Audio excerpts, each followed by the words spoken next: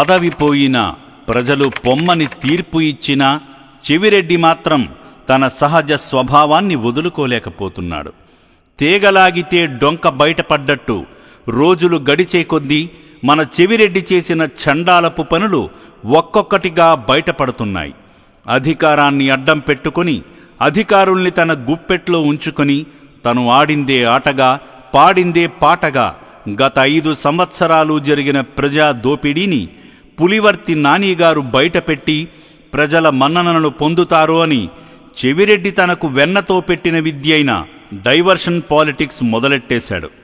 అదేవిధంగా తొండవాడ జగనన్నీలో లబ్ధిదారులకి మీరు అంటున్నారు కదా, లబ్ధిదారులు ఏ ప్రాతిపాదికన అక్కడ ఇచ్చారు?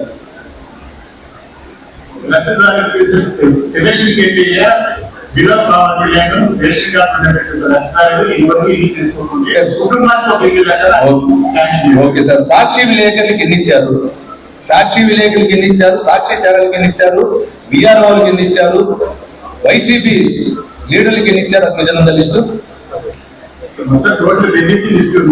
అట్లా సార్, నేను అడిగేది బెనిఫిషియల్ లిస్ట్ ఉంది సార్. సార్ జరిగేది అవినీతి ఎక్కడైనా 1% జరుగుతుంది, నేను దాని గురించి మాట్లాడాల.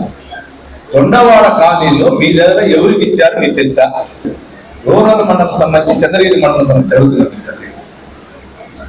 తొండవాడ ఇంట్లో జగనన్న కాలనీలో మీరు బెనిఫిషియర్స్ ఇచ్చారనుకున్నారు. ఏ ప్రాతిపదికన బెనిఫిషియర్ ఇచ్చారు? అతను డైరెక్ట్ గా మీ దగ్గర సంతకాలు పెట్టించాడా? నేను అడిగేది కరెక్ట్గా చెప్పండి, లేదంటే నేను మొత్తం తీర్మానం రాసి మొత్తం నేను ఇస్తాను.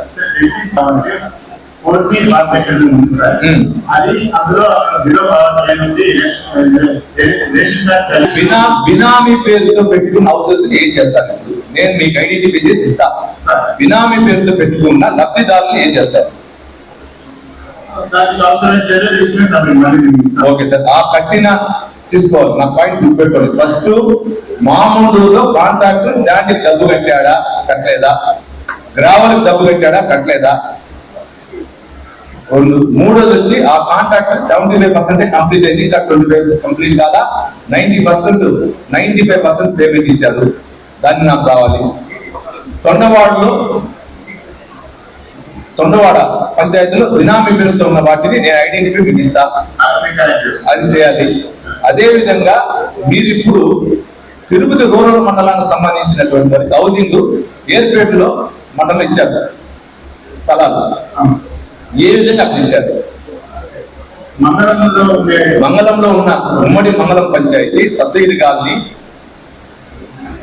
మంగళం, తిరుమల నగరు, బీటాపురం, ఈ 4 పంచాయతీలు చేరి మీరు ఏర్పేటలు ఇచ్చారు స్థలాలు.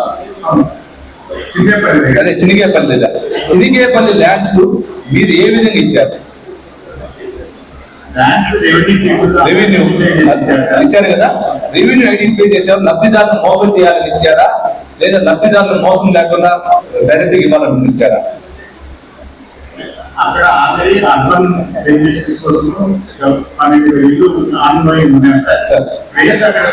తక్కువ ఉండేసి అక్కడ ప్లేస్ గురించి నేను అడగలేదు సార్. ఆ ఇచ్చిన స్థలాలు లబ్ధిదారులకి చందాలని ఇచ్చారా, లేదా జస్ట్ డాక్యుమెంట్ ఇచ్చి వాగ్దానం కోసం ఇచ్చారని అడుగుతుంది. అక్కడ కోర్టులో కేసులు ల్యాండ్ ఓనర్ కోర్టులో కేసు వేసిందా మీకు తెలుసు కదా? కొద్దిగా సెంటర్ పార్క్ మొత్తం ఉంది, రోడ్డు మొత్తం ఉంది. ఏ విధంగా లబ్ధిదారులకు ఇస్తారు, ఏ విధంగా మోసం చేస్తారు? అధికారులు ఉండొచ్చు, స్థానికంగా ఆ రోజు ఉన్నట్టు ప్రజాప్రతినిధులు తప్ప కదా. ఒకటి, ఉమ్మడి మంగళం పంచాయతీలో సర్వే అండ్ ల్యాండ్, ఇది కూడా రాసుకోండి. ఉమ్మడి మంగళం పంచాయతీలో సర్వే అండ్ ల్యాండ్ డిపార్ట్మెంట్ కి 42 ఎకరాలు ఇచ్చారు. వాళ్ళు ఎందుకు బయట షిఫ్ట్ చేసి అక్కడ లబ్ధిదారులు ఈ గ్రూప్ మీరు? ఏదో జరిగిపోతోంది, ఏదో అయిపోతోంది అని నీలి మీడియాను అడ్డం పెట్టుకొని ప్రజలను తప్పుదోవ పట్టించి తాను చేసిన అరాచకాలను అన్యాయాలను కప్పిపుచ్చుకోవాలని అనేక కుటిల నాటకాలకు తెరలేపాడు. అందులో భాగంగానే నాని అన్నగారి మీద బురద చల్లే విధంగా తప్పుడు రాతలు రాయించి అవాస్తవమైన అభాండాలు వేసే అర్ధరహితమైన ఆలోచనలు చేస్తున్నాడు. పదవి కోసం ప్రత్యర్థులనే అంతమొందించాలని చూసిన మన చెవిరెడ్డి ఇంతకంటే ఇంకేమున్నతంగా ఆలోచిస్తాడు చెప్పండి? ఈ దుష్ట విధానాలను ఇంకెప్పుడు మానుకుంటాడో వేచి చూడు.